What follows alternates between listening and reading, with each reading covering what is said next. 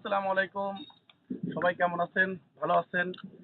আমি এখন আছি বালিয়াকান্দি উপজেলার রাজবাড়ী জেলা। খুব সুন্দর একটা বাওড়। এই বাওড়ের আসলে দৃশ্যটা অনেক সুন্দর লাগে দেখতে। একসময় একটা পার্ক ছিল। এই পার্কে বহুত মানুষ আসা যাওয়া করতো। তারপর ওরা নিজেরাই উদ্যোক্তা নিয়ে আপনার বড় একটা পুকুর তৈরি করছে। এখানে মাছের চাষ করে। তারপর অনেক ধন্য একটা লোক সে। তিনি রাজবাড়ীর জেলার বালিয়াকান্দি উপজেলার একজন ভালো একটা মানুষ। সে সাবেক একজন চেয়ারম্যান এবং তিনবারের চেয়ারম্যান এবং বিএনপির একজন নেতা। এবং আমরা এখন বর্তমান অবস্থান করতেছি বালিয়াকান্দি উপজেলার রাজবাড়ী জেলাতে।